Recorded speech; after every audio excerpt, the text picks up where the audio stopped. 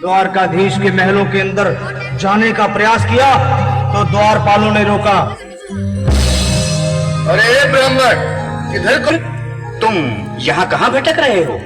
ए भाई, जानता हूँ ये मार्ग श्री कृष्ण के महलों को जाता है। मैं उनसे ही मिलने आया हूँ भाई। यह भी खूब रही, द्वारकाधीश से मिलने का यह कौन सा समय है? महाराज अभी दरबार में नहीं है।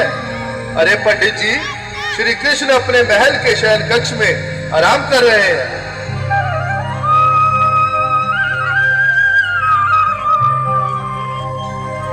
देखो देखो ये गरीबी का हाल, कृष्ण के दर पे विश्वास लेके आया हूँ। मन का यार है मेरा श्याम, यही सोच कर मैं आस करके आया हूँ।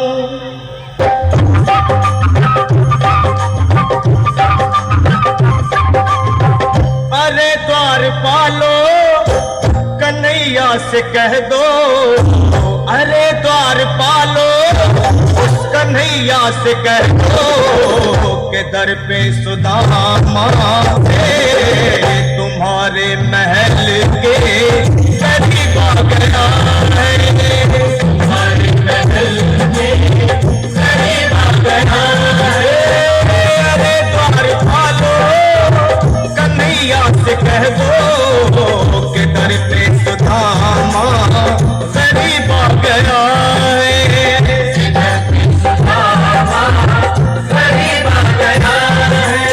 भाई द्वारपाल, मुझ पर दया करो भाई। बस तुम जाकर कन्हैया को ये बता दो कि उनका बाल सखा सुदामा मिलने आया है।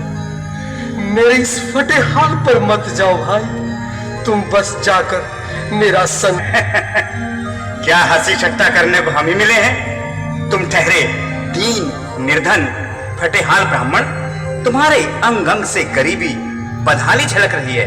और कहा महाराज श्री कृष्ण?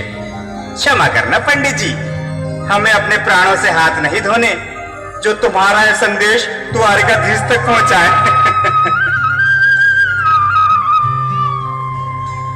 न सर पे है पगड़ी, न तन पे है जामा, बता दो कन्हैया को नाम है सुदामा। बता दो कन्हैया को नाम है सुदामा। बता दो कन्हैया नामा हो। न सर पे है पगड़ी, न तन पे है जामा, बता दो कन्हैया को नाम है सुदामा हो। बता दो कन्हैया को नाम है सुदामा। एक बार मोहन से जा करके कह दो, तुम एक बार मोहन से जा करके कह दो कि मिलने सखा पद नसीब आ गया है। नसीब आ गया है। अरे द्वारपालो, कन्हैया से कह दो कि दर पे सुदामा करीब आ गया है। दर पे सुदामा।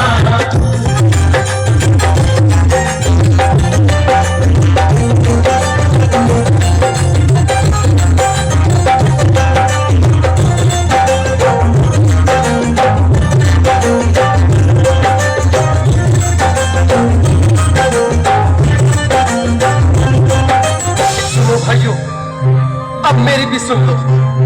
जब तक मेरा संदेश उस द्वारकाधीश तक नहीं पहुंचाते, तब तक मैं यहीं बैठा, चाहे मेरे भूख प्यास से प्राण ही क्यों न चले जाए।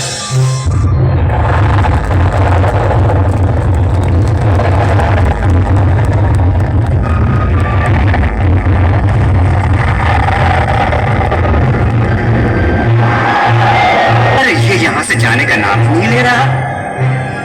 अरे देखो तो सही, इसकी देह कैसे कांप रही है।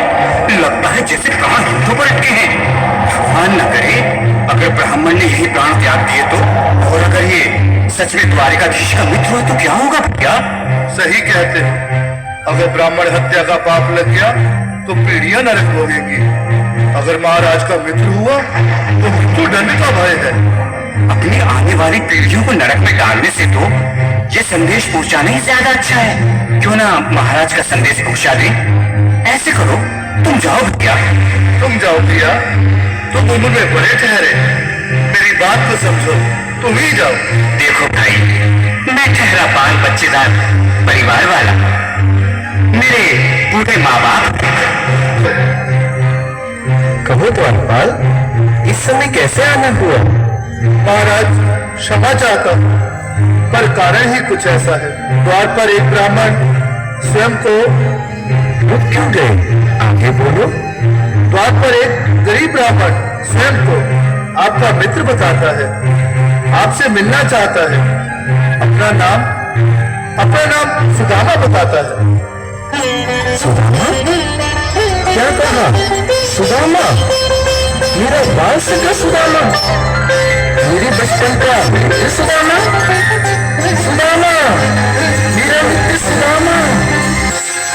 स्वामी, स्वामी, स्वामी, स्वामी, स्वामी। सुनते ही दौड़े चले आए मोहन, लगाया गले से मेरी ताले के साथ में इसके लिए एक बाल सफा से मिले, साथ कृष्ण बता रहे हैं।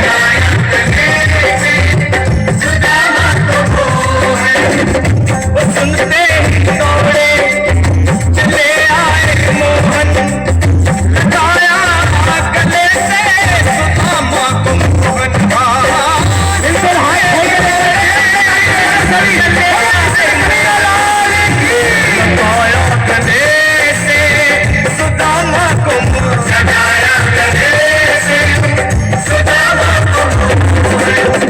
हुआ रुक्मणी को बहुत ही अचंभा, हुआ रुक्मणी को बहुत ही अचंभा। ये मेहमान कैसा अजीब आ गया है, मेहमान कैसा अजीब आ गया है। हुआ रुक्मणी को बहुत ही अचंभा, ये मेहमान कैसा।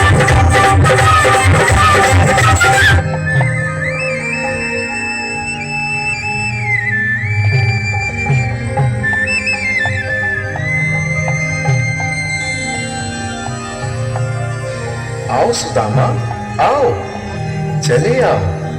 इस महल को अपना ही समझो। मेरी बाल सखा, शर्माना कैसा? चले आओ। रुक्मणी, रुक्मणी, मेरे मित्र के स्वागत की तैयारी करो। घबराओ मत। सुदामा, सिंहासन पर बैठो। नहीं, नहीं, मैं आपके सिंहासन पर कभी नहीं महाराज। मुझे महाराज कहकर प्रताड़ित ना करो। मैं संसार के लिए द्वारकाधीश हूं, पर तुम्हारे लिए सिर्फ तुम्हारा बाल सखा हूं। मुझे बचपन की तरह कृष्ण, कन्हैया या मोहन कहकर पुकारो। महाराज,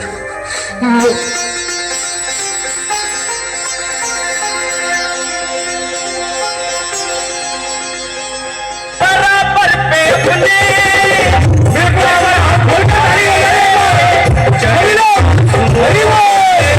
शाम ने बुलाए, बराबर पे अपने दामा बैठाए, सुबह से शाम ने बुलाए।